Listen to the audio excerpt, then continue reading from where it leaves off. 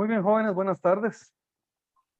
Entonces, el día de hoy vamos a seguir con el tema de la simulación que habíamos iniciado y habíamos dejado a media la semana pasada. En la clase anterior estábamos platicando sobre los casos en que tiene lugar la simulación. Y nosotros veíamos de que la simulación tiene lugar en tres casos. El primero es cuando se encubre el carácter jurídico del negocio que se declara, dándose la apariencia de otro de distinta naturaleza, que en esa ocasión yo les ponía el ejemplo de un contrato de trabajo que lo simulamos para hacerlo parecer un contrato de servicios profesionales, ¿verdad? Entonces, un patrono contrata a un trabajador, pero para no pagarle prestaciones, para no, para no pagarle prestaciones, entonces simulan un contrato de trabajo, haciéndolo ver como que si fuera un contrato por servicios profesionales. El segundo caso, cuando las partes declaran o confiesan falsamente lo que en realidad no ha pasado o no se ha convenido entre ellas. Acá, el caso que tenemos, jóvenes, es de que el caso que tenemos es de que aquí las partes declaran algo falso, declaran algo que es mentira, ¿verdad? Por ejemplo, cuando yo declaro que una casa es de mi propiedad y que yo le vendo esa casa a Marvin por un precio de 100,000 quetzales, pero realmente la casa no me pertenece a mí, la casa le pertenece a Marco Tulio. ¿Estamos bien? Entonces, en este caso, miren, la declaración que yo hago, nada tiene de real, ¿verdad? En el caso anterior, yo le estoy dando un aspecto, le estoy dando como la forma de otro contrato para tratarle de dar otra, para hacerlo ver como un contrato que realmente no es. Pero en este segundo caso, lo que estamos haciendo es que estamos declarando falsamente algo que realmente no ha pasado o no se ha convenido entre las partes, ¿verdad? Y el tercer caso, jóvenes, cuando se constituyen o transmiten derechos a personas interpuestas para mantener desconocidas a las verdaderamente interesadas. Este caso es el caso típico del testaferro, que es cuando una persona quiere comprar un bien, pero por algún motivo esta persona se quiere mantener oculto, ¿verdad? No quieren que se sepa que él es el verdadero propietario del bien. Entonces, ¿qué hace? Lo compra a través de un tercero, ¿verdad? Entonces, este tercero está comprando un bien como que si fuera para él, pero realmente no es para él, sino que es para la persona que está tratando de ocultar su identidad. Entonces, miren, aquí tenemos tres casos en los que procede la simulación.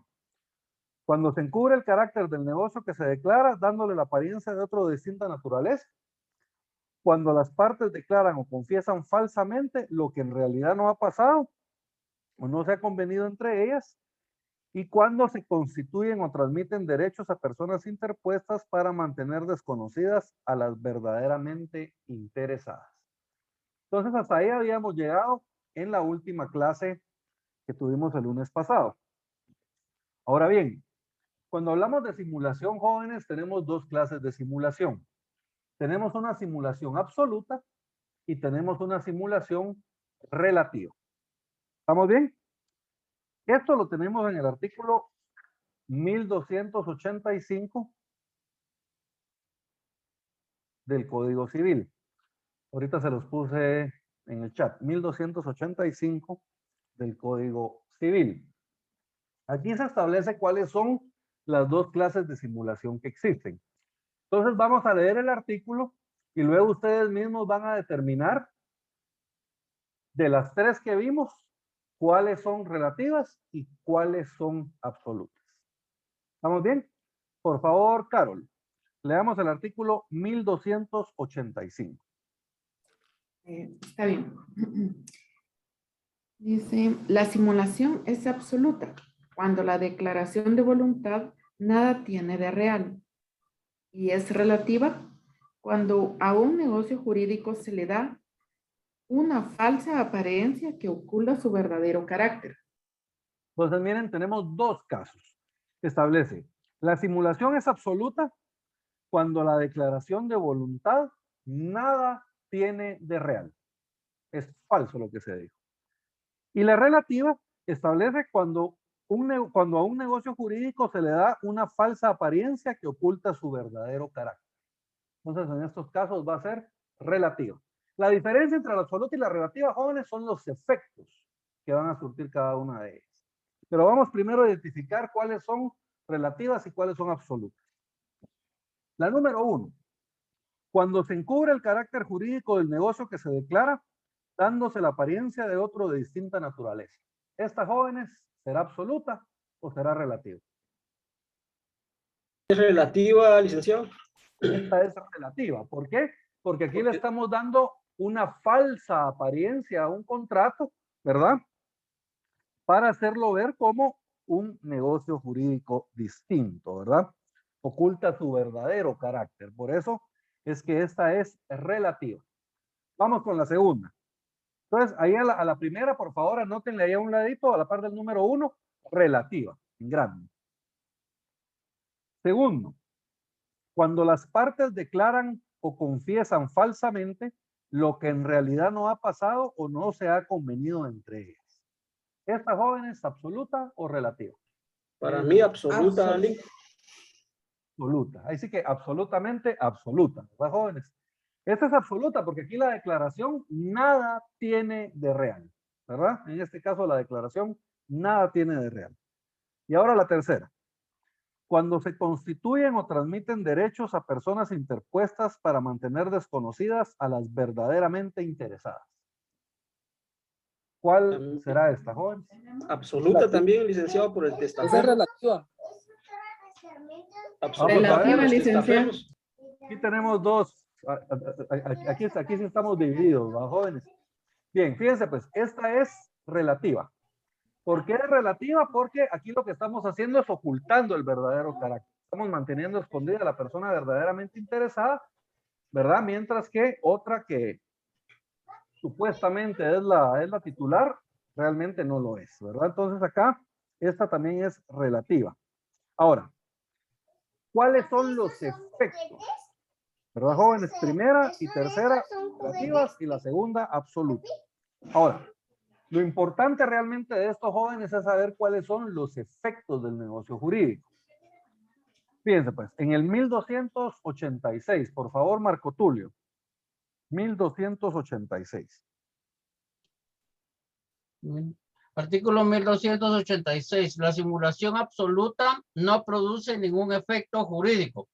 La simulación relativa, una vez demostrada, producirá los efectos del negocio jurídico, encubierto siempre que su objeto sea lícito. Siempre que su objeto sea lícito. Entonces, miren, aquí por favor el artículo 1286, ahí pongan en grande efectos de la simulación, ¿verdad? Efectos de la simulación. ¿Cuál es el efecto de la simulación absoluta?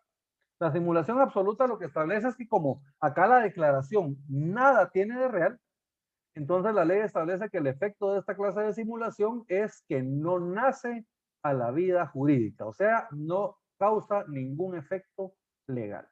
¿Estamos bien? Y luego establece que la simulación relativa, una vez demostrada, entonces esta sí causa efectos, ¿verdad? Causa los efectos o producirá los efectos del negocio jurídico encubierto. O sea, ¿se acuerdan el primer ejemplo que les había puesto? En el primer ejemplo, nosotros a un contrato de trabajo le damos la apariencia de un contrato de servicios profesionales. ¿Cuál es el efecto una vez declarada la simulación relativa en este caso? El efecto es que va a surtir efectos el negocio jurídico que intentamos ocultar. ¿Se acuerdan que yo les había dicho de que el patrono le había hecho un contrato por servicios profesionales a los trabajadores para simular que los estaba contratando como servicios profesionales y no pagarles así sus prestaciones laborales? ¿Cuál será el efecto entonces? Una vez que el juez declare que existe simulación, el efecto es que el contrato de servicios, el contrato de trabajo que estábamos tratando de ocultar adquiere toda su validez y adquiere todos sus efectos. ¿Qué quiere decir eso? El patrón no está obligado a pagar bono 14, a pagar aguinaldo, a pagar vacaciones, a pagar bonificación incentivo, ¿verdad? Y a pagar cualquier otra obligación a la que estuviera sujeto por una relación de trabajo, ¿verdad? Y esto, pues el juez en la sentencia lo va a condenar al pago de todas estas prestaciones. Y ojo, no solo las prestaciones desde el momento en que terminó mi relación laboral, ¿verdad? Que van junto con la indemnización, por decirles, va indemnización más aguinaldo proporcional, vacaciones proporcionales, etcétera. No me refiero a esas, sino que me estoy refiriendo a las prestaciones no pagadas durante todo el tiempo que duró la relación. O sea, si la persona, si nosotros estuvimos simulando durante 5 años el contrato, el juez nos va a condenar a pagar aguinaldo de esos 5 años, a pagar vacaciones de esos 5 años, a pagar bono 14, bonificación incentivo de esos 5 años. ¿Estamos bien? Incluso, si a mí me pagaran menos del salario mínimo, el juez va a hacer un ajuste, ¿verdad? A modo de que me tengan que pagar el salario mínimo o el ajuste del salario mínimo por los 5 años que yo trabajé. ¿También? Entonces, miren los efectos de la simulación relativa. Es de que nace a la vida el contrato que queríamos ocultar. En el segundo ejemplo, ¿se acuerdan que yo les decía de que había una persona, posiblemente un político corrupto, que quiere comprar un bien y lo hace por medio de un testaferro? Eso lo hacen con el objeto de mantenerse ocultos. Entonces, cuando la justicia esté buscándolos, no van a encontrar de quién son esos bienes, ¿verdad? Por eso es que lo hacen. Y no se los puedan embargar o no se los puedan extinguir, ¿verdad? Según, en caso de un delito. Entonces, ¿cuál es el efecto acá de la simulación relativa? Que ese negocio que quisimos encubrir va a tener todos sus efectos. O sea, la casa ahora ya no va a estar inscrita a nombre del testaferro, sino que va a estar inscrita a nombre de quien verdaderamente la compró, ¿verdad?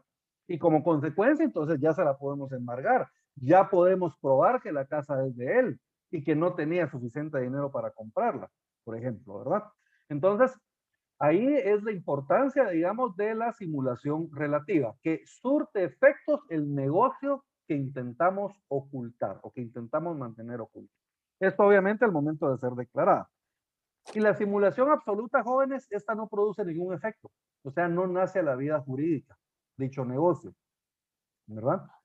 Entonces, por ejemplo, si yo declaré falsamente y de alguna forma yo logré que Carol me comprara una casa que no me pertenecía a mí, entonces la consecuencia de eso es de que el negocio jurídico queda sin validez, ¿verdad? No causa ningún efecto jurídico. ¿Estamos claros? Ni un solo Licenciado, efecto. Sí, Marvin.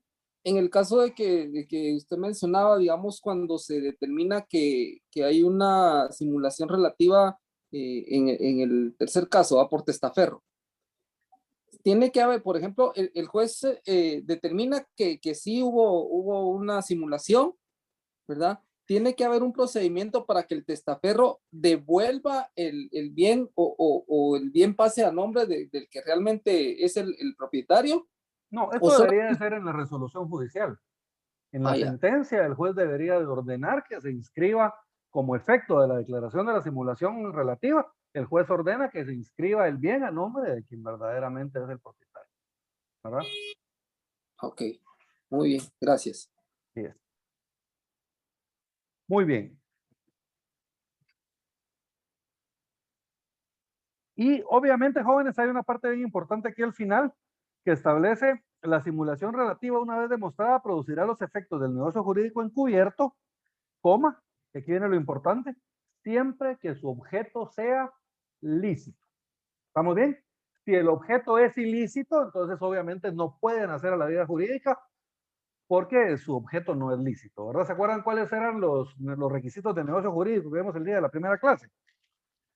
Que veíamos que era la capacidad legal de los sujetos que declaran su voluntad, el consentimiento que no adolezca de vicio y objeto lícito. ¿Estamos bien? Objeto lícito. Entonces, si el objeto es ilícito, no pueden hacer a la vida jurídica dicho negocio. ¿Alguna duda hasta dónde vamos, jóvenes? Muy bien, sigamos. 1287. La simulación no anula el negocio jurídico cuando no tiene un fin ilícito ni causa perjuicio a ninguna persona, ¿verdad? Digamos, hay una simulación en un negocio, pero realmente el fin no es ilícito y tampoco hay perjudicados, no daña a nadie, ¿verdad? Como una mentira piadosa, jóvenes, no daña a nadie, dicen. Entonces, no va a causar anulación del contrato en este caso, ¿verdad? Solamente si fuera un objeto ilícito o si alguna persona resultara perjudicada, ¿verdad?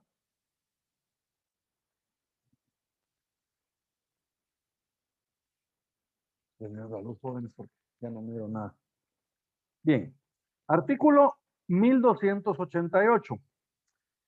La simulación, jóvenes, acá en este artículo se refiere específicamente a la simulación absoluta, que es la que no produce ningún efecto jurídico. Entonces, como consecuencia, no prescribe el derecho para pedir la nulidad de dicho negocio jurídico. Esto lo tenemos en el artículo 1288. Por favor, Kimberly. Sí, licenciado, disculpe antes, dijo ¿Sí? simulación absoluta, sería este, ¿verdad? Sí, el que vamos a leer aplica para la simulación absoluta. Gracias. Artículo 288. La acción de simulación es imprescriptible entre las partes que simularon y para los terceros perjudicados con la simulación. Entonces, miren, el 1288 lo que establece es de que la simulación, la acción de simulación es imprescriptible entre las partes que simularon. Y también es imprescriptible para los terceros que resulten perjudicados, ¿verdad? ¿Se acuerdan de que yo le había vendido a Carol una casa que a mí no me pertenecía? Que habíamos dicho que la casa le pertenecía a Marco Tulio. Entonces acá, ¿quiénes pueden pedir la nulidad? Puede ser cualquiera de las partes, puede ser Carol o puedo ser yo. O puede ser el tercero que se ve afectado, que en este caso es Marco Tulio, que es el verdadero propietario de la casa. Entonces, la acción no prescribe para ninguno de los tres, ¿verdad? Obviamente, lo más seguro es que yo, que fui el que cometió el fraude, no voy a pedir la nulidad. Pero Carol, que es la otra parte dentro del contrato, ya sí puede pedirla, ¿verdad? O también puede pedirlo Marco Tulio, que es el tercero afectado, ¿verdad? O el tercero perjudicado. Bien. ¿Qué pasa, jóvenes, si la persona favorecida por la simulación transfiere a otro sus derechos? ¿Verdad? Yo le vendí una casa a Carol que no era mía. Y ahora viene Carol y vende esa casa a otra persona. O dona esa casa a otra persona. Vamos a ver ambas situaciones. 1289, por favor, Marvin. Artículo 1289. Artículo 1289.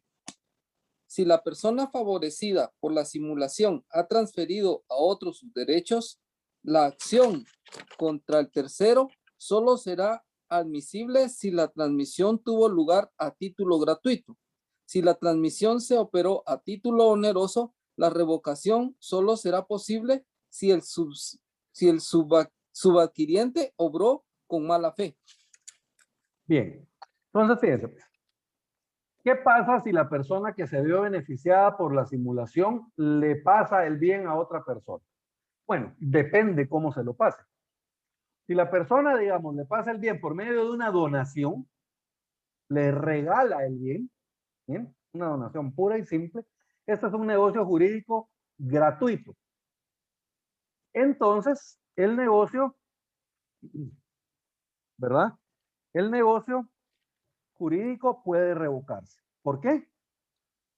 Porque se realizó a título gratuito, establece la ley. Ahora, ¿qué pasa si se realizó a título oneroso? Yo no le regalé el bien a la persona, al tercero, sino que se lo vendí. En este caso, solo vamos a poder iniciar la acción si el tercer adquiriente la adquirió de mala fe, ¿verdad? ¿Se recuerdan? Yo le vendí un bien a Carol y ahora Carol le vende ese bien a Marvin. ¿Podemos accionar en contra de Marvin? solamente si Marvin actuó de mala fe. ¿Qué quiere decir? Que él ya sabía de la situación en la que se encontraba el bien y aún así decidió hacer el negocio jurídico. Entonces, en este caso, sí podemos accionar en contra de él también, ¿verdad?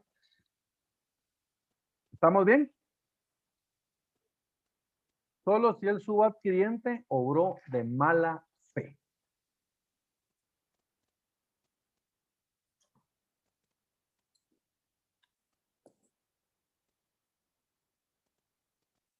Muy bien. Si se dan cuenta ustedes en este último artículo que acabamos de leer, nos menciona el siguiente tema que vamos a ver, que es la revocación. Aquí en la última parte del artículo, miren. Si la transmisión se operó a título oneroso, la revocación solo será posible si el subadquiriente obró de mala fe. Entonces ahora, jóvenes, vamos a pasar al tema de la revocación. Licenciado, Básicamente, ¿sí, Carlos? en los dos casos que menciona el artículo 289, ¿son revocación las que se realizarían? Sí, para dejar sin efecto el contrato, ¿verdad? Caso de simulación absoluta, para dejar sin efecto el contrato. Porque se acuerdan que en el caso de la relativa, el efecto es que nace a la vida jurídica el negocio encubierto, ¿verdad? Pero en el caso de la absoluta, lo que el efecto es que se revoca el negocio jurídico, no surte efecto, ¿verdad? Bien. ¿Qué es la revocación, jóvenes? Fíjense, pues básicamente la revocación es una acción. Cuando decimos una acción, quiere decir que vamos a tener que hacerlo por medio de una demanda, ¿verdad? Vamos a hacer por medio de una demanda. Es una acción que le corresponde a los acreedores de una persona y consiste en solicitar que se deje sin efecto un negocio jurídico que se ha realizado fraudulentamente en contra de sus derechos. Entonces, ahorita se las voy a dictar despacio. Entonces, básicamente, jóvenes, ¿qué es la revocación? La revocación es una acción que tienen los acreedores, ¿verdad? De una persona y consiste en dejar sin efecto un negocio jurídico que se llevó a cabo en perjuicio de sus derechos. ¿Estamos bien? Se las dicto despacio. Revocación. Es la acción que corresponde a los acreedores de una persona. Es la acción que corresponde a los acreedores de una persona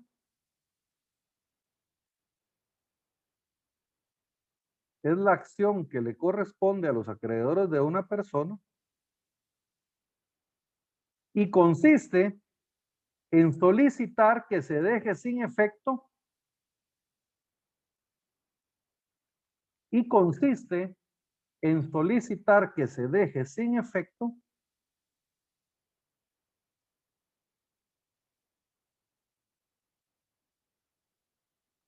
un negocio jurídico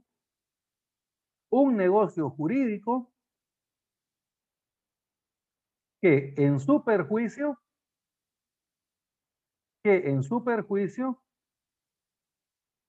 fue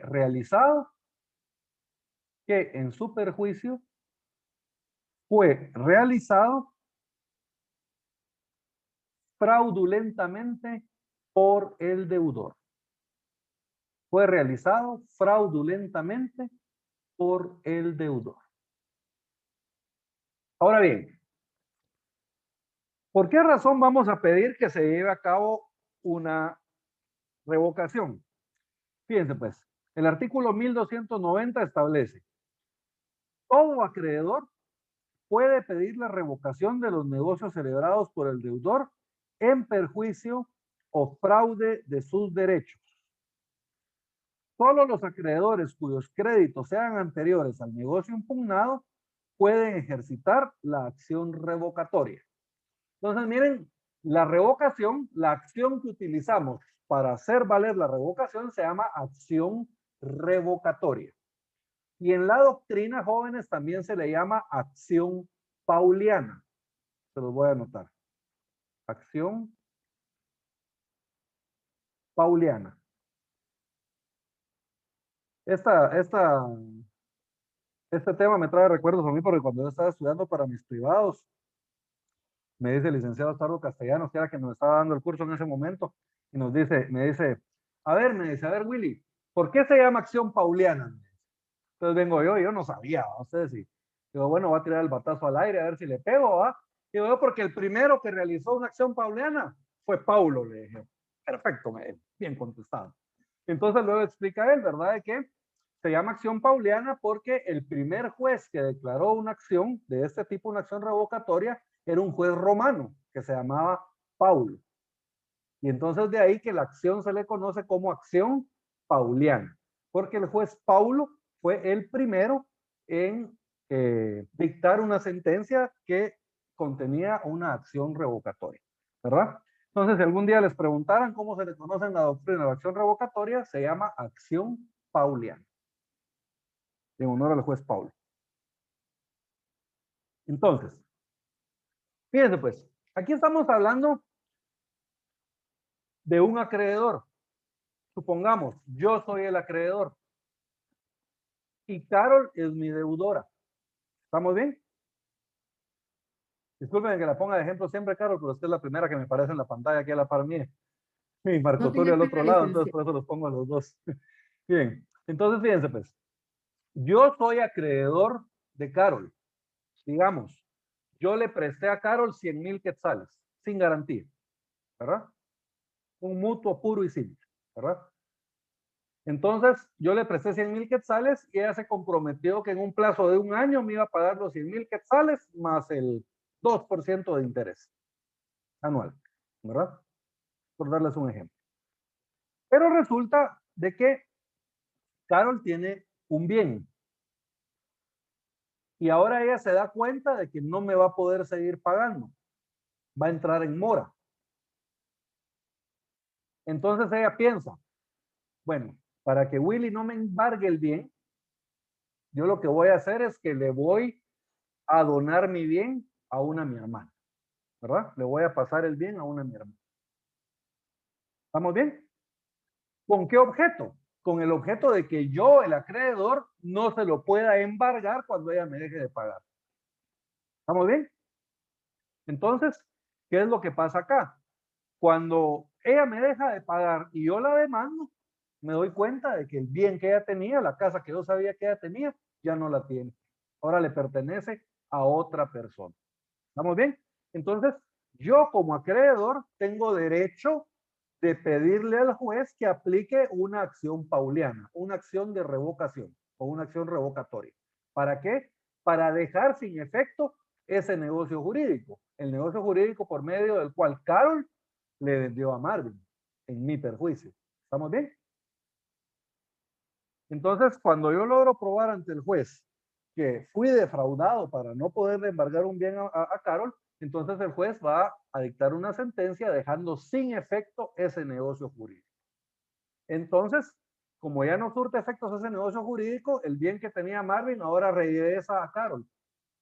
Y en este caso yo ya se lo puedo embargar a Carol. ¿Estamos bien? Ahora, en la segunda parte hay algo bien importante, jóvenes.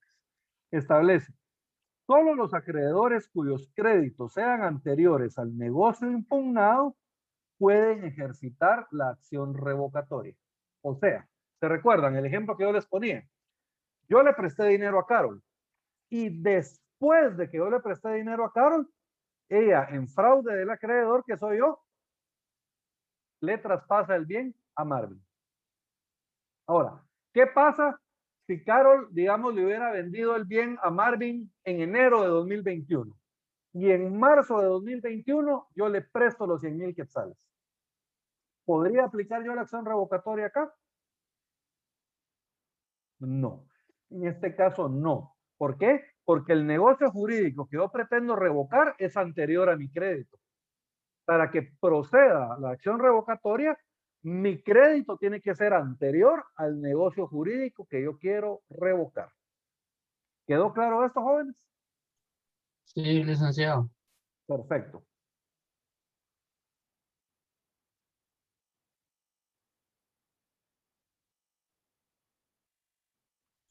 Sería 1200. un ejemplo, licenciado, así como que si, póngale que una persona quiera cobrar la pensión alimenticia y no ha ido a hablar ni con el juez, ¿cómo bueno, ya no procede? Va a surtir efecto cuando ya esté firme la sentencia. Exacto. O sea, la cual, la pensión Póngale alimenticia. como la pensión alimenticia, pero ella dice, mire, mi esposo no me ha pagado ya hace 5 años, pero mire, le va a decir el juez, pero si usted hasta ahorita viene a poner la demanda, ¿cómo va a surtir efecto? Ya le entendí. Claro, ¿Ya? las pensiones alimenticias establece la ley de que son exigibles desde el momento en que las necesite el alimentista. Y si el alimentista no había demandado, podemos presumir que no las necesitaba, ¿verdad? Entonces se van a pagar las pensiones alimenticias hasta que sean declaradas por el juez. O cuando yo de alguna forma me obligue, porque yo voluntariamente también podría establecer una escritura pública de fijación de pensión alimenticia y por medio de la escritura la normamos, ¿verdad? Entonces, a partir del momento de la escritura, yo ya tengo la obligación de pagar, no antes. Igual con la sentencia. ¿Verdad? ¿Cuándo tengo la obligación? Cuando ya me condenó el juez a una pensión alimenticia, no antes. Sí, es una analogía que podríamos aplicar aquí como ejemplo. Bien.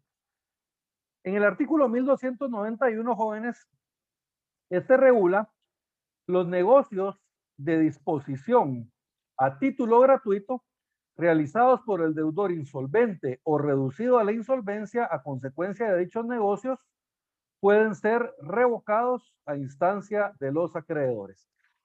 Los negocios de disposición, jóvenes, ¿ustedes saben cuáles son los negocios de disposición? ¿Se acuerdan de los derechos reales? Nosotros tenemos 3 clases de derechos reales. Unos derechos reales que se llaman de goce y disposición, otros que se llaman de mero goce y otros que se llaman de garantía. ¿Se recuerdan? Bien, centrémonos en los primeros, los de goce y disposición. ¿Cuál es el derecho real de goce y disposición? Por excelencia, la propiedad. ¿Por qué se llama derecho real de goce y disposición? Porque ustedes como propietarios tienen derecho de gozar el bien. Digamos, yo soy dueño de esta casa, entonces yo tengo derecho a vivir en esta casa y a disfrutar de ella, pintarla del color que a mí se me dé la gana. ¿Me entienden? Si yo quiero botar una pared para agrandar un cuarto, lo hago, es mi casa. ¿Me entienden? Yo gozo de ella. Y el otro es el poder de disposición. Disponer de una casa o de un bien básicamente es enajenar el bien, venderlo, regalarlo, permutarlo, ¿verdad? Cambiarlo. ¿Verdad? Permutarlo quiere decir cambio.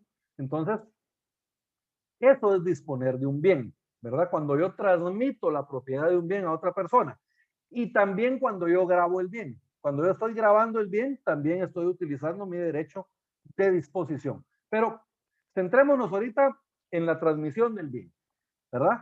Los negocios jurídicos de disposición también pueden ser revocados, ¿verdad? Cuando el deudor insolvente o reducido a la insolvencia realizó este tipo de negocios jurídicos. ¿Estamos bien? Era el principio, el ejemplo que yo les ponía al principio, ¿verdad? Carol vende una casa, miren qué está haciendo, disponer de la propiedad de su casa. ¿Pero para qué? Para defraudarme a mí. Entonces yo puedo pedir que se revoque ese negocio. ¿Vamos bien, jóvenes? Aquí hablando de los negocios a título gratuito, ¿se acuerdan de la regla que habíamos visto en el último artículo de la simulación? ¿Verdad? ¿Cuándo podemos revocar un negocio jurídico? Cuando es a título gratuito. ¿Y se acuerdan de la segunda regla? ¿Qué pasa si el negocio es oneroso? Solamente si hay mala fe por parte del adquiriente. Y esto lo tenemos reflejado en el siguiente artículo. Miren, 1292, por favor, Stephanie.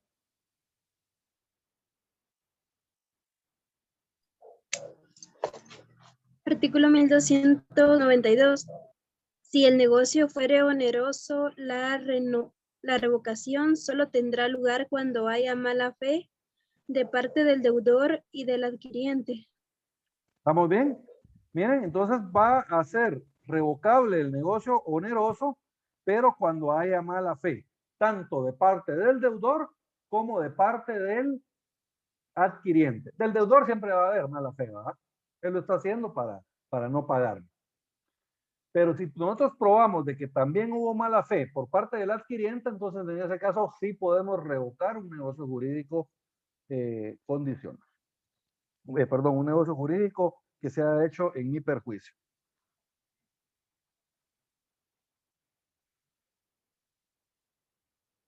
Eh, 1293, se los voy a leer yo.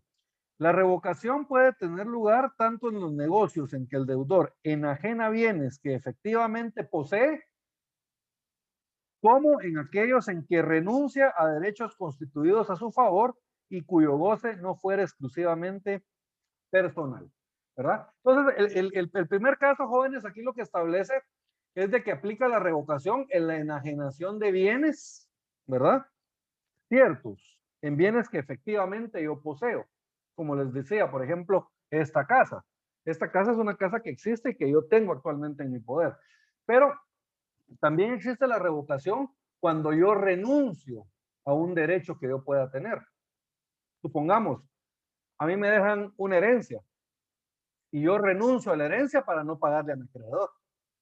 Entonces el acreedor podría pedir que se deje sin efecto esa renuncia, ¿verdad? Porque fue realizada en fraude de sus derechos, ¿verdad?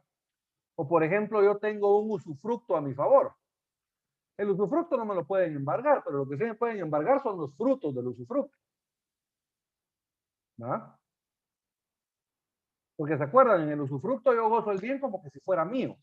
No es mío, pero yo gozo del bien como que si fuera mío. Entonces, yo el bien lo puedo arrendar.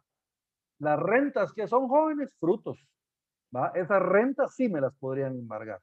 Entonces, si yo renuncio al usufructo para no pagarle a mi acreedor, el acreedor también puede pedir que esa renuncia quede sin efecto, ¿verdad? Ya que fue realizada en fraude de sus derechos. ¿Quedó claro este artículo, jóvenes?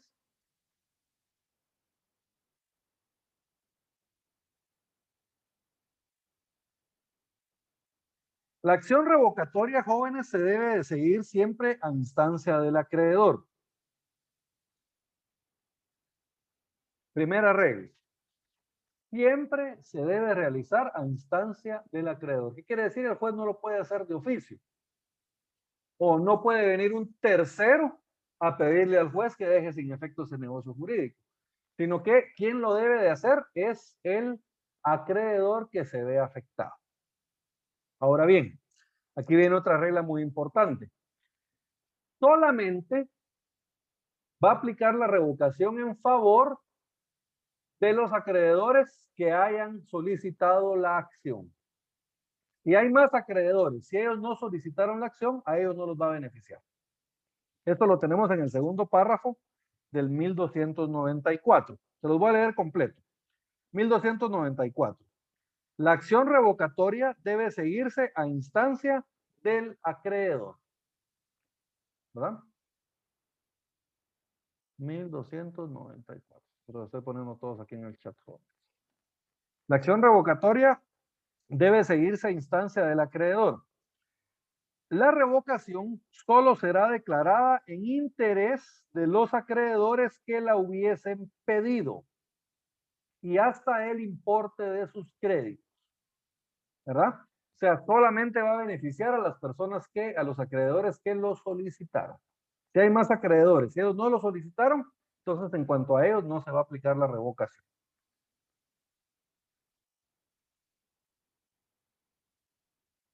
Ahora, ¿se acuerdan que yo les decía de que se puede solicitar la revocación cuando se realizó un negocio jurídico en fraude de los derechos del acreedor?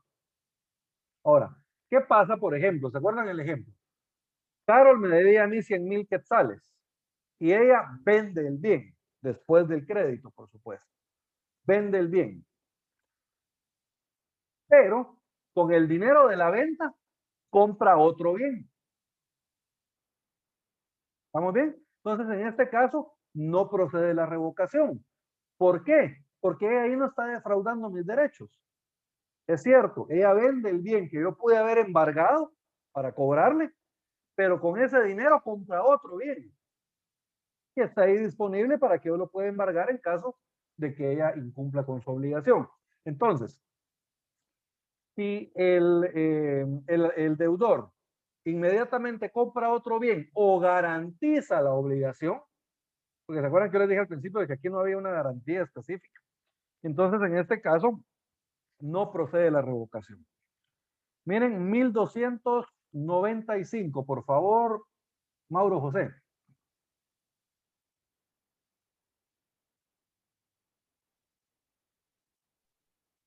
Artículo 1295. La acción revocatoria cesará luego que el deudor satisfaga su deuda o adquiera bienes con que poder cubrirla. La persona a quien se le hubiesen enajenado los bienes del deudor puede hacer cesar la acción de los acreedores satisfaciendo el crédito de los que se le hubiesen presentado. Muy bien, entonces miren, la acción revocatoria cesará luego que el deudor satisfaga la deuda o adquiera bienes con que poder cubrirla. Carol, en vez de comprar un bien, lo que hace es pagarme la deuda. Vende su casa y con el producto de esa venta me paga los 100,000 quetzales que me debe más mis intereses. Entonces, miren, ahí no procede la revocación. Y si la revocación ya se inició, ¿verdad? Entonces, esta debe cesar, ¿verdad? Debe cesar. ¿Por qué? Porque ella ya cumplió con su obligación. Y lo mismo en el primer ejemplo que les ponía, cuando ella compra una nueva casa. Ahora bien, se puede dar el caso. Carol le vendió la casa a Marvin. Entonces yo ahora inicié una acción revocatoria para que la casa regrese a Carol y yo la pueda embargar. Pero dice Marvin, no, pero si yo quiero la casa, yo me quiero quedar con esa, yo la compré de buena fe. Entonces el deudor, para hacer cesar la revocación, él puede satisfacer la deuda. Viene y me paga a mí la deuda. ¿Estamos bien? Y en ese caso, él va a hacer cesar la obligación. Miren, la acción revocatoria cesará luego que el deudor satisfaga su deuda o adquiera bienes con que poder cubrirla. La persona a quien se hubiesen enajenado los bienes del deudor puede hacer cesar la acción de los acreedores, satisfaciendo el crédito de los que se hubieran presentado. ¿Estamos bien? De los que se hubieran presentado, ¿a qué se refiere eso? ¿Se acuerdan el artículo que leímos antes? Que decíamos de que la revocación solo produce efectos para el acreedor que la solicitó, ¿verdad? Entonces, ¿a qué acreedores de Carol les va a tener que pagar Marvin para poder hacer cesar la revocación? A los que pidieron la revocación. Y claro, la parte de ellos tiene otros deudores, pues a ellos no les tienen que pagar, ¿verdad? Sino que solamente al que haya o a los que hayan pedido la revocación del negocio jurídico. ¿Estamos bien, jóvenes? ¿Alguna duda hasta acá? En este caso, digamos que hayan más acreedores que necesiten accionar en contra de o que se revoque. ¿Hay un plazo determinado para que puedan accionar ellos antes de que se proceda la revocación? Mire, en el artículo 1300, vamos a verlo de una vez. La acción revocatoria prescribe en 1 año contado desde la celebración del negocio o desde la fecha en que se verificó el pago o se hizo la renuncia del derecho. O sea, todos los acreedores tienen 1 año a partir del negocio jurídico para poder pedir la acción revocatoria, ¿verdad? Si yo ya la pedí, digamos, a los 3 meses y todavía estamos dentro del plazo de 1 año, entonces pueden venir otros acreedores y también pedir la revocación, ¿verdad? Si pasó del año, les prescribió su derecho. ¿Estamos bien? Eso en el 1300. Igual ahorita lo vamos a leer en un ratito. Licenciado, perdone. O sea que yo presté dinero, un ejemplo, ¿verdad? Y yo ya no le pude pagar a mi acreedor por X motivo, un ejemplo. Entonces, el acreedor tendría 1 año para poder revocar esas escrituras o lo que yo le haya dado al acreedor por ese préstamo de dinero. Desde que yo, ¿no? No es el negocio jurídico entre el acreedor y el deudor. Ah, okay. Sino que es, digamos, yo soy su acreedor y usted es mi deudor. Ajá. Y ahora usted le pasa su casa o le vende su casa a Carol. Entonces, Ah. el negocio que yo voy a pedir que se revoque es esta compraventa en la que usted le vendió la casa a Carol. Y de ahí tendría un año de plazo. Un año de plazo a partir de la compraventa. Ah, ok. Gracias, licenciado. Bien, ahora, ¿cuáles son los efectos de la revocación? Porque ya vimos, jóvenes, que el efecto obvio es dejar sin efecto el negocio jurídico, ¿verdad? Claro. Se Sí. revoca. Pero aparte de ese, hay otros efectos de la revocación. Especialmente cuando se adquirió de mala fe. ¿Se acuerdan? Cuando el contrato es oneroso, solamente procede si el adquiriente obró de mala fe. Si el adquiriente y el deudor obraron de mala fe. ¿Estamos bien?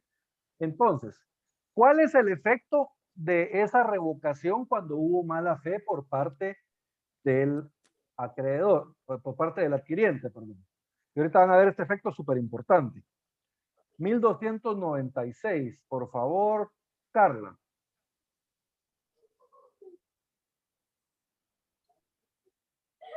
$1,296.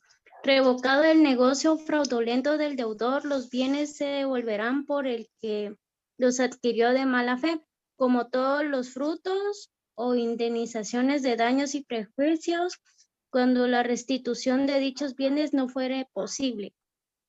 Bien, entonces fíjense pues. Cuando un adquiriente obró de mala fe, el primer efecto, como les dije, es que se revoca el negocio jurídico, se deja sin efecto el negocio jurídico. Pero además de eso establece, se devolverán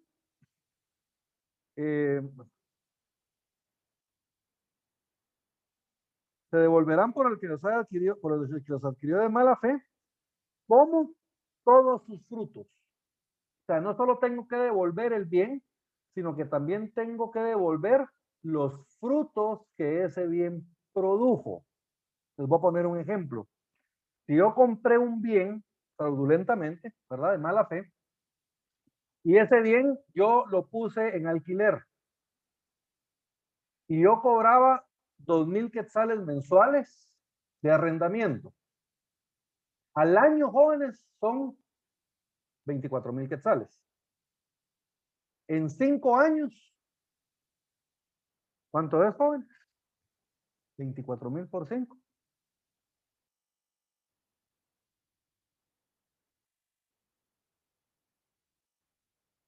Estamos hablando de 120,000 quetzales.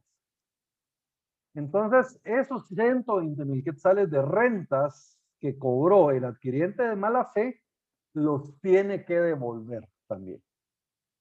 ¿Estamos bien? Tiene que devolver el bien más los frutos que haya producido el bien durante el tiempo que él lo tuvo. ¿Estamos bien? ¿Y qué pasa, jóvenes, si el bien ya no existe? Nosotros hemos estado hablando de una casa, pero supongamos de que no era una casa, era un camión, por ejemplo, o era una maquinaria pesada de construcción. Y esa máquina se destruye. ¿Cuál Tendría es que el poner efecto? el valor de la máquina, ¿no, licenciado? Él va a estar sujeto al pago de daños y perjuicios. Uno, los daños, que sería lo que Carol dice, el valor de la máquina. Y los perjuicios serían todas las ganancias lícitas que la persona deje de percibir a causa de la destrucción de la máquina. Aquí, jóvenes, ese es el problema con los perjuicios. Los perjuicios son ganancias lícitas que una persona dejó de percibir a causa de los daños. Ahora, el problema con estos jóvenes es de que quien se encarga de calcular esos perjuicios va a ser el juez, a su criterio. Entonces, imagínense que el juez diga, bueno, esta maquinaria tiene una vida útil de 15 años. Y alquilando esta maquinaria, según la documentación presentada, se ganaban 50,000 quetzales anuales, por darles un ejemplo. Entonces, 50 por 15, eso sería el equivalente a los perjuicios que nosotros vamos a tener que pagar. Imagínense, 50,000 por 15. Estamos hablando de 750,000 quetzales más o menos. Un montón de dinero. Entonces, ese es el problema con los perjuicios, que a criterio de lo que califique el juez, los perjuicios pueden irse muy altos, ¿verdad, jóvenes? Mucho más altos que los daños, ¿verdad? Porque son ganancias lícitas que yo dejé de percibir a causa del daño que me causaron, valga la redundancia. 1297. La acción concedida al acreedor contra el primer adquiriente no procede contra el tercer poseedor, sino cuando éste ha adquirido de mala fe. Aquí regresamos a lo mismo, ¿verdad? Si Carol le vendió el bien a Mauro y luego Mauro se lo vendió a Marvin, ¿se acuerdan cuándo podía yo accionar en contra de Marvin? De Mauro, perdón, cuando él actuó de mala fe. Lo mismo va a pasar, él es el primer adquiriente. Lo mismo va a pasar con el tercer adquiriente, que en este caso ya sería Marvin. Yo también puedo demandar a Marvin, pero únicamente si él actuó de mala fe. ¿Estamos bien? Solo para dejar claro, acreedor, Carol era la deudora, le vendió el bien a Mauro, primer adquiriente, y ahora Mauro le vende el bien a Marvin, tercer adquiriente. ¿Verdad? Porque es un tercero. No es porque sea la tercera persona, sino que porque es un tercero. Por eso se le llama tercer adquiriente. ¿Puedo demandar yo a Marvin? Sí, pero solamente si él actuó de mala fe. En el mismo caso que si podía demandar yo a Mauro, ¿verdad? Solamente si actuó de mala fe. Bien. ¿Y cómo saber si actuó de mala fe? Eso hay que probarlo. Eso hay que probarlo, jóvenes, y ahí ya entramos en materia de derecho procesal. Digamos, dentro de un proceso, yo para probar tengo un montón de medios de prueba que establece la ley. Tengo prueba documental, tengo declaración de testigos, tengo declaración de parte, tengo medios científicos de prueba, tengo presunciones legales, tengo presunciones humanas. Entonces, en base a esos medios de prueba que la ley me pone a mi disposición, yo voy a tener que probar que hubo mala fe. Una declaración de un testigo, por ejemplo, que lo vio la plática de negociación entre Marvin y Mauro, en la cual Mauro le estaba explicando la situación del bien y Marvin la aceptó, por ejemplo. O por ejemplo, hay una grabación de esa misma conversación, también se podría utilizar como prueba, o un video, ¿verdad? O tal vez consta en algún documento escrito, pudiera ser, ¿verdad? Entonces tenemos, o incluso podríamos pedir la declaración de parte, ¿verdad? Mandamos a pedir una declaración por medio de pliego de posiciones a Marvin y ahí le preguntamos directamente si él sabía de la situación del bien. Y si él contesta que sí, o mejor aún, no absuelve las posiciones, se le tiene por confeso ficto. ¿Verdad? Entonces ahí podríamos nosotros también probar la mala fe. Entonces, hay varias formas, jóvenes. Obviamente lo tenemos que probar utilizando los medios que la ley nos da para poder probar dentro de un proceso. ¿Verdad? Bien. 1298. Son también revocables los pagos hechos en estado de insolvencia por cuenta de obligaciones a cuyo cumplimiento no podía ser compelido el deudor al tiempo de hacerlos. Acá lo que pasa, jóvenes, es de que el deudor tiene varias deudas, tiene varios acreedores, pero mi deuda ya es de plazo vencido. ¿Se acuerdan que yo era acreedor de Carol? Entonces ahora viene Carol y en vez de pagarme a mí la deuda de plazo vencido, le paga a Marvin otra obligación que ella tiene, pero que vence a final de año. ¿Verdad? Una obligación que aún no es exigible para ella. Entonces, en este caso, yo, el acreedor, también puedo pedir que se revoque dicho pago. ¿Estamos bien? Ahora, ¿se acuerdan que nosotros hemos estado aquí hablando de que la revocación procede cuando se hace un negocio jurídico en fraude del acreedor? Ahora la ley nos establece algunos casos que se presumen fraudulentos. Esto lo tenemos en el artículo 1299. Leamos el perdone. 1200.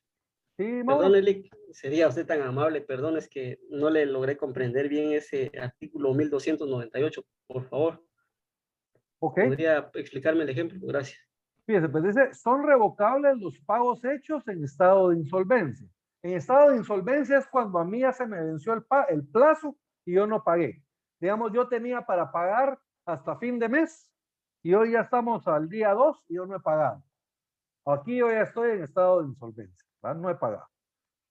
Entonces, son también revocables los pagos hechos en estado de insolvencia por cuenta de obligaciones a cuyo cumplimiento no podía ser compelido el deudor al tiempo de hacerlos.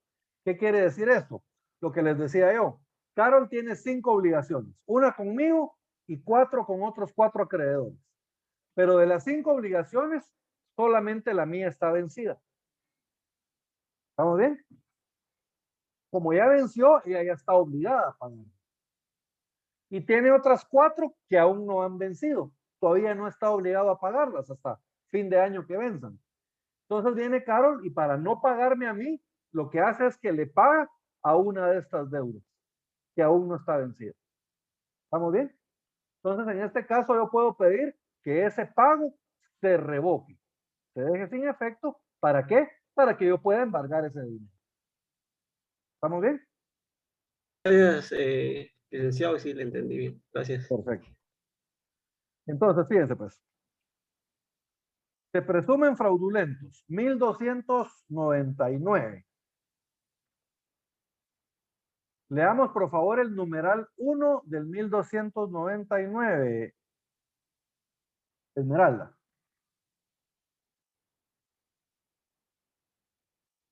Yo tengo 2 esmeraldas, pero una le voy a decir Carla y a la otra Esmeralda, para diferenciarlas. Entonces, por favor, Esmeralda.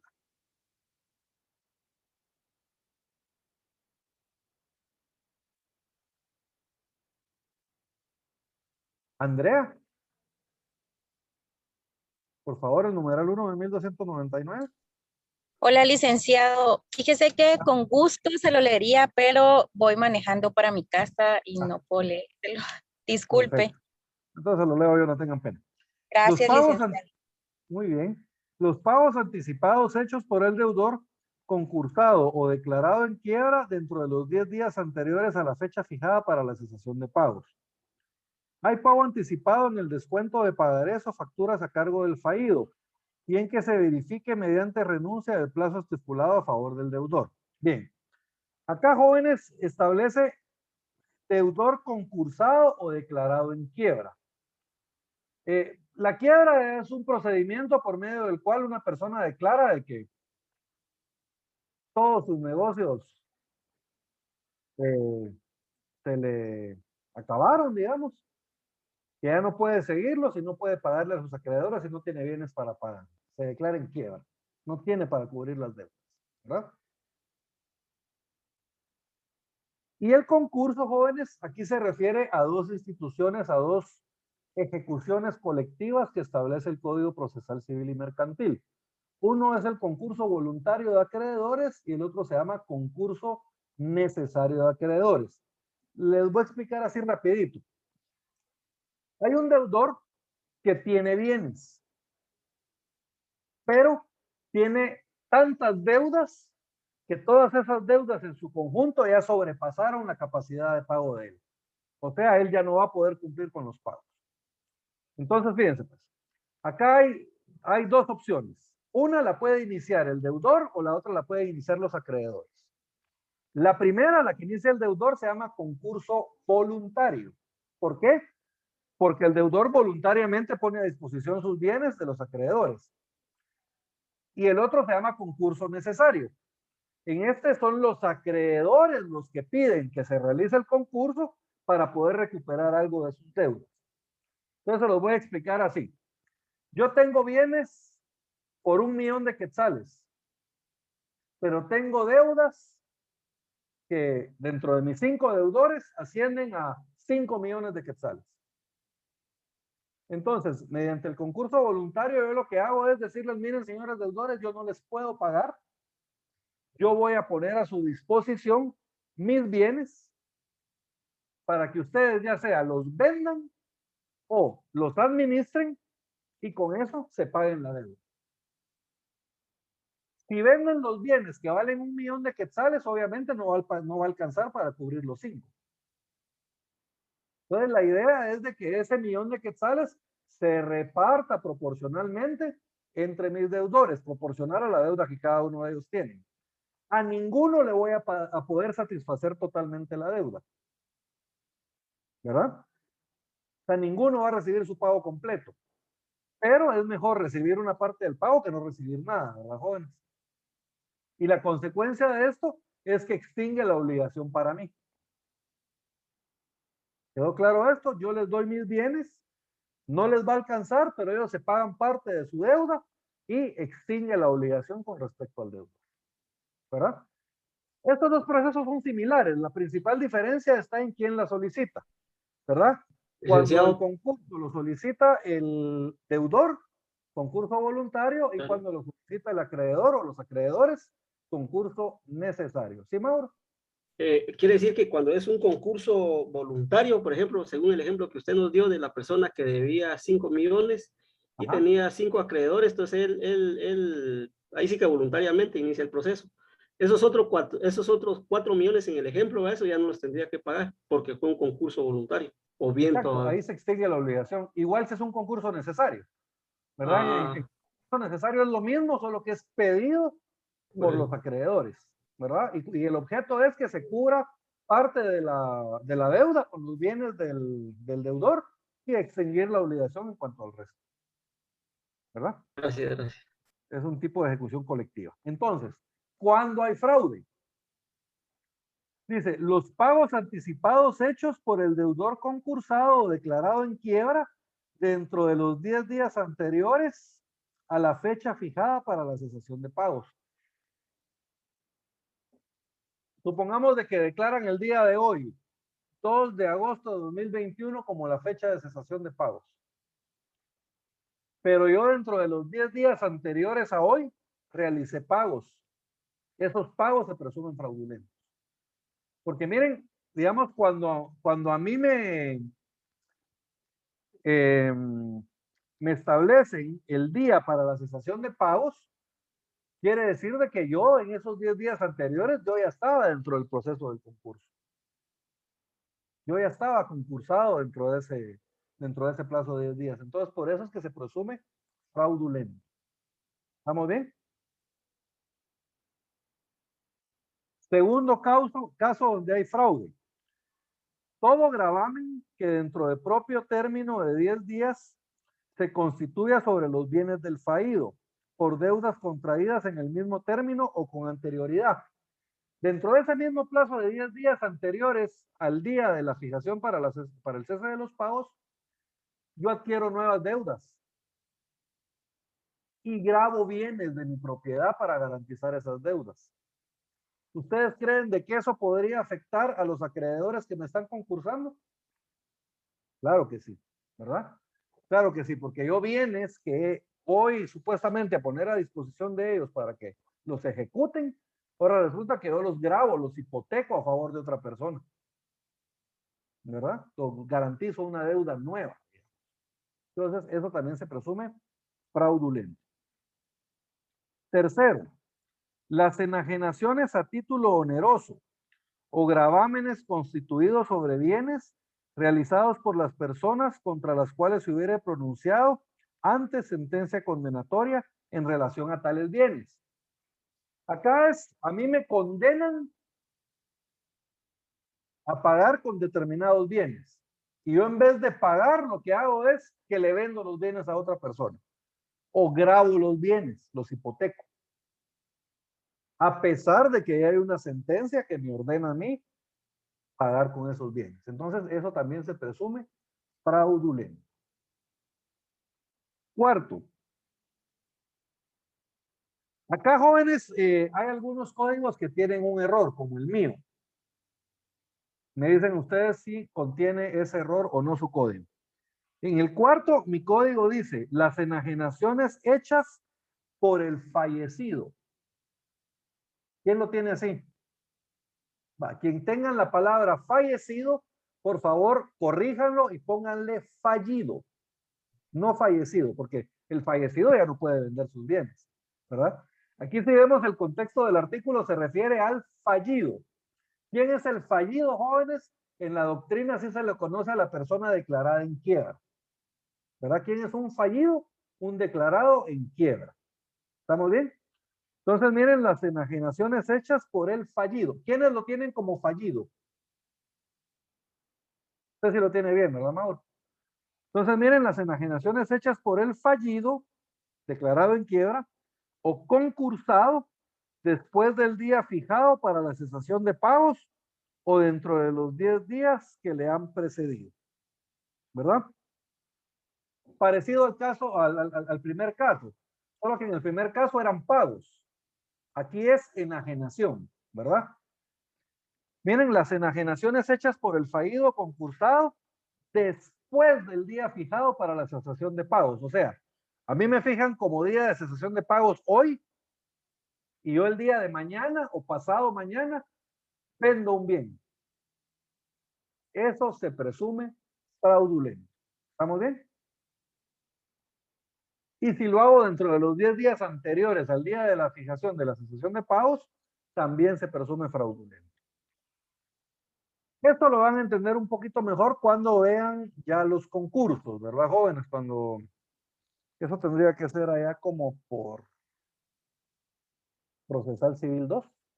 Ahí deberían de ver ustedes las ejecuciones especiales, ¿verdad?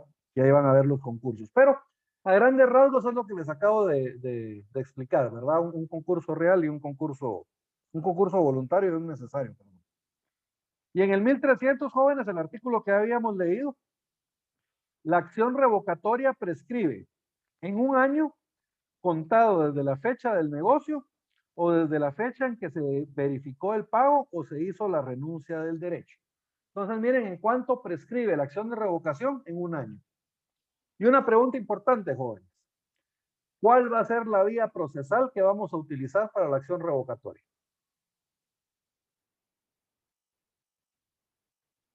O sea, ¿en qué juicio voy a demandar?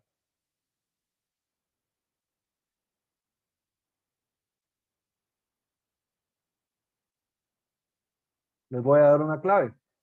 En derecho de obligaciones, jóvenes, casi todos los procesos, a excepción de uno o dos, son juicios ordinarios. Y esos pocos que no son juicios ordinarios, la ley no son ordinarios porque la ley señala una forma de tramitarlos. Les voy a poner un ejemplo. Por ejemplo, la rescisión. En la rescisión de los contratos, la ley establece de que se debe realizar por medio de un juicio sumario. Entonces, en ese caso, la rescisión no va a ser por medio de juicio ordinario, pero porque la ley le señala una forma especial para tramitarlo. En el Código Procesal Civil establece que se van a tramitar en juicio ordinario todas las acciones que la ley no le señale una forma especial de tramitar. O sea que si la ley no nos dice en qué juicio vamos a tramitar, automáticamente sabemos que es en juicio ordinario. ¿Estamos bien? Entonces, en este caso, jóvenes, va a ser un juicio ordinario. Si queremos pedir la simulación, por ejemplo, juicio ordinario, ¿verdad? Si queremos, bueno, vamos a, en el caso de la nulidad que vamos a ver a continuación, para pedir la nulidad, juicio ordinario también. Entonces, miren, casi todas las acciones que vamos a ver, a excepción de un par, todas van a ser juicios ordinarios.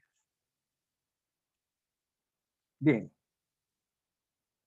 ¿Alguna duda hasta dónde vamos, jóvenes?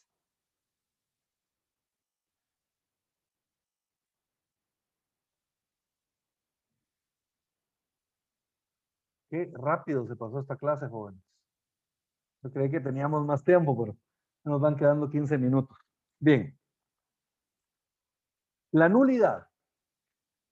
¿Qué es la nulidad, jóvenes?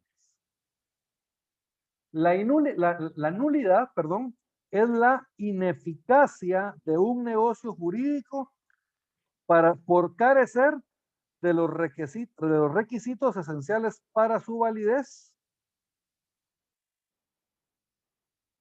es la ineficacia de un negocio jurídico por carecer de los requisitos esenciales para su validez. Esta definición que les acabo de dar, jóvenes, yo les dije nulidad, pero me estoy refiriendo a la nulidad absoluta. Y ahorita vamos a ver que hay dos clases de nulidad, al igual que en la simulación hay dos clases de simulación. Artículo, perdón, sí. Perdón, Lick, es que no logré escribir bien todo. Me quedó en, es la infracción de un negocio jurídico para... Es la ineficacia. Ah, la ineficacia, perdón. La ineficacia de un negocio jurídico Sí, Lick. Por carecer de los requisitos esenciales para su validez. Por carecer de los requisitos esenciales para su validez. Ahora bien, en el artículo 1301, jóvenes, van a ver ustedes que establece 3 casos en que procede la nulidad absoluta. Pero cuando nosotros entramos a hacer un análisis profundo, se van a dar cuenta de que esos 3 casos redundan en lo mismo. Fíjense pues. Artículo 1301. Ellen.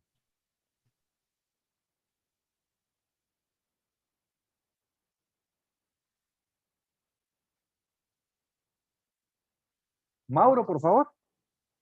1301.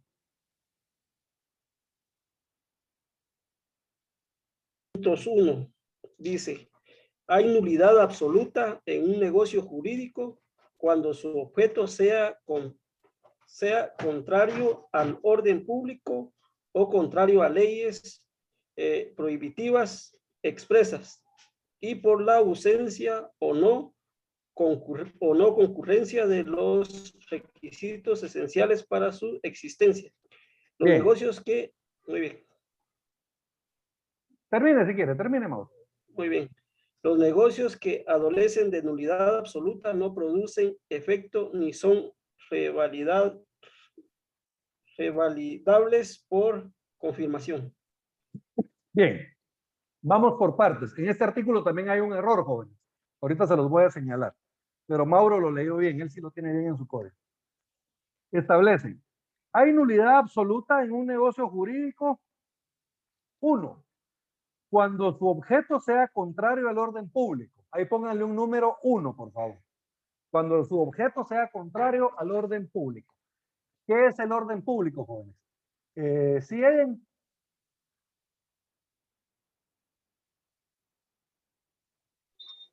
Perdón. Me está levantando la mano. Sí, disculpe.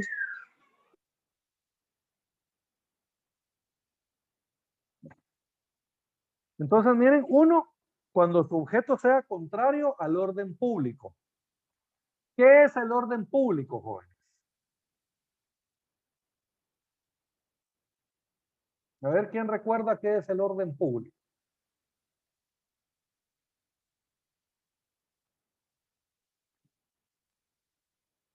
El orden público es el conjunto de normas jurídicas que regulan las relaciones entre las personas en un determinado país. O sea, en el caso de Guatemala, ¿cuál es el ordenamiento? El orden público, el conjunto de leyes que norman las relaciones entre las personas en Guatemala, ¿verdad? O sea, básicamente, ¿qué es el orden público? Las leyes, ¿verdad, jóvenes? El conjunto de leyes que norman nuestras relaciones. Y luego establece, o contrario a las leyes prohibitivas expresas. Ahí pónganle un número 2. Las leyes prohibitivas expresas, jóvenes, son aquellas leyes que, como su nombre lo indican, expresamente prohíben algo. Les voy a poner un ejemplo. El Código Civil establece que el marido no le puede vender a su mujer, ni su mujer le puede vender al marido. Es una prohibición. O sea, si yo le vendo una casa a mi esposa y lo intentamos inscribir en el registro de la propiedad, no nos lo van a inscribir, ¿verdad? ¿Por qué? Porque hay una prohibición legal expresa. Está prohibido que el marido le venda a su mujer y está prohibido que la mujer le venda al marido. Matrimonio hablando, ¿verdad? Si están unidos de hecho, bueno, si es una unión de hecho legalmente declarada, tiene los mismos efectos del matrimonio. Pero digamos, si solo están viviendo juntos, en ese caso no hay ningún problema. Ahí sí se puede realizar la compra. Pero en el caso del matrimonio hay una ley prohibitiva expresa, ¿verdad? Que prohíbe vender entre cónyuges. Entonces, esa es una ley prohibitiva expresa. Ahora les pregunto, ¿esa ley prohibitiva expresa formará parte del ordenamiento jurídico del país? Claro que sí, licenciado, porque es lo que regula el orden y la convivencia entre Claro, todos los que las habitamos. leyes prohibitivas expresas son parte, ¿verdad? Son parte del orden público, son parte de ese conjunto de leyes. Entonces, básicamente se está refiriendo a lo mismo, a las leyes, ¿verdad? Y por último establece, y ahí le ponen un número 3, por la ausencia o no concurrencia de los requisitos esenciales para su existencia. ¿Se recuerdan ustedes cuáles eran los requisitos esenciales para la validez de un negocio jurídico? Capacidad legal de las partes, Que no sea viciado. ¿verdad? Objeto lícito. Sentimiento que no adolezca de vicio. Y por último, objeto lícito, ¿verdad? Y ya vieron cuáles son las primeras dos que establece la nulidad. Cuando su objeto sea contrario al orden público o contrario a las leyes prohibitivas expresas. Si algo es contrario a la ley, jóvenes, ¿qué es? ¿Es algo ilegal o es algo ilícito? Ilícito. ¿Estamos bien? Entonces, por eso les decía al principio de que el artículo redunda, ¿verdad? Porque primero dice ordenamiento jurídico, leyes. Luego establece leyes prohibitivas expresas forman parte de las leyes. Y por último dice por la no concurrencia de los requisitos esenciales para su validez. Y dentro de esos requisitos tenemos que el objeto sea lícito, o sea que el objeto no sea contrario a la ley. Por eso les decía al principio que redundaba. Y por eso en la definición que les dicté, solo poníamos por carecer de los requisitos esenciales para su validez, porque ahí ya va inmerso el objeto lícito, ¿verdad? Ahora bien, acá jóvenes, en el artículo 1301, ahí quiero que le pongan a la parte donde dice nulidad, póngale absoluta, ¿verdad? Porque aquí está regulando la nulidad absoluta. Y quiero que le pongan entre paréntesis nulo. Cuando ustedes vean la palabra nulo, esta palabra hace referencia a la nulidad absoluta. Y más adelante vamos a ver otra palabra que es anulable. La palabra anulable hace referencia a la nulidad relativa. Entonces miren, nulo y anulable. ¿Qué es nulo? Nulidad absoluta. ¿Qué es anulable? Cuando se refiere a la nulidad relativa. ¿Estamos bien? Ahora, ¿cuáles son los efectos de la nulidad absoluta? ¿Se acuerdan de la simulación absoluta? La simulación absoluta, ¿se acuerdan? No produce ningún efecto. No nace la vida jurídica. Lo mismo pasa con la nulidad absoluta. Cuando un negocio jurídico adolece de nulidad absoluta, o sea, es nulo, no produce ningún efecto jurídico. Y tampoco se puede revalidar por confirmación. ¿Se recuerdan ustedes cuando vimos los vicios del consentimiento? Que veíamos la violencia. Cuando a mí me amenazan con un arma de fuego para que yo firme un contrato, yo lo firmo y yo tengo un año desde que cesó la violencia para poder pedir la nulidad de ese contrato, que se anule. ¿Estamos bien? Pero resulta que yo me doy cuenta de que ese negocio me favorece. Entonces el negocio yo lo puedo revalidar, ya sea confirmándolo por medio de otro documento o simple y sencillamente dejar el tiempo de la prescripción sin demandar. ¿Estamos bien? Ahora, ¿qué pasa con la nulidad absoluta? En el caso de la nulidad absoluta, yo no puedo revalidar este negocio jurídico confirmando. ¿Por qué? Porque no produce ningún efecto jurídico. ¿Estamos bien? Este no se puede revalidar. Y por lo tanto, al igual que la prescripción, que la simulación absoluta, esta tampoco prescribe. Miren en la última parte, los negocios que adolecen de nulidad absoluta no producen efectos ni son revalidables por confirmación. Ahora, ¿se acuerdan que yo les dije que en este artículo también había un error? ¿Cuál es el error? Se los voy a leer como lo tengo yo en mi código y me dicen, yo creo que van a ser los mismos que me dijeron que sí hace un rato, los que me van a decir que sí nuevamente. Los negocios que adolecen de nulidad absoluta no producen efectos si son revalidables por confirmación. ¿Quiénes lo tienen así? ¿Quiénes le den la palabra sí? Sería ¿verdad? ni. Sería ni, ¿verdad? Sería ni. Lo correcto es ni son revalidables por confirmación. ¿Verdad? Ni son revalidables por confirmación. ¿Se acuerdan que hace un rato estábamos enumerando los casos en que había simulación absoluta? Cuando es contrario al orden público, cuando es contrario a las leyes positivas expresas y cuando su objeto, cuando no concurren los requisitos esenciales para su existencia. Quiero que le agreguemos un cuarto. ¿Se imaginan cuál va a ser? El cuarto caso es la simulación absoluta, ¿verdad? Entonces pónganle un numerito 4 y le agregan ahí la simulación absoluta. Cuando hay simulación absoluta, también hay nulidad absoluta del negocio jurídico.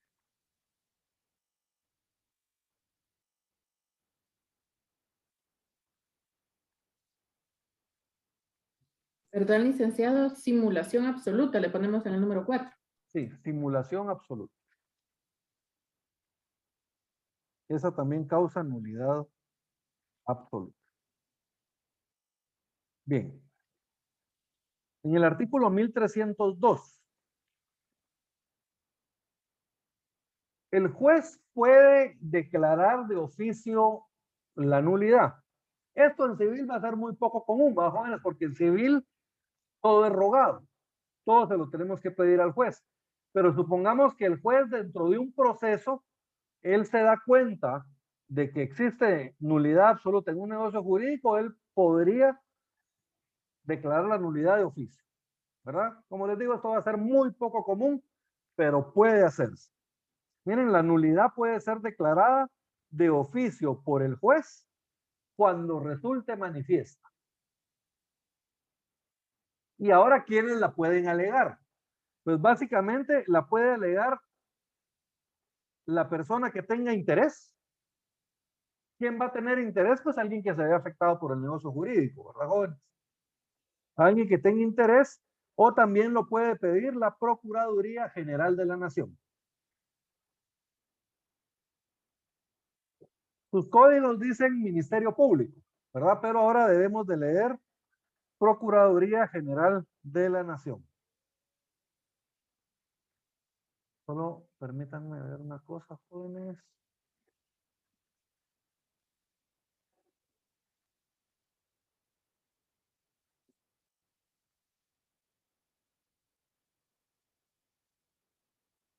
Ahí está. Esto, según jóvenes, al decreto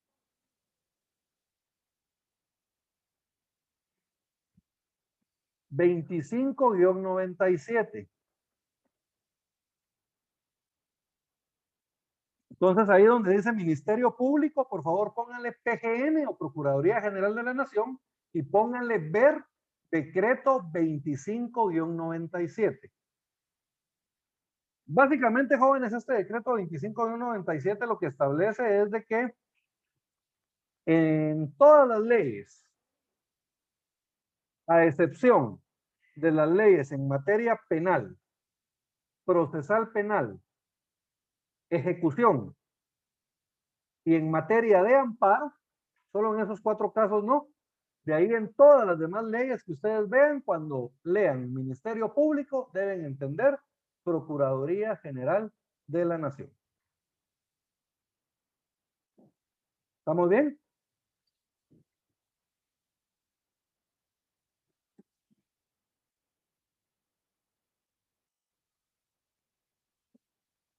25-97.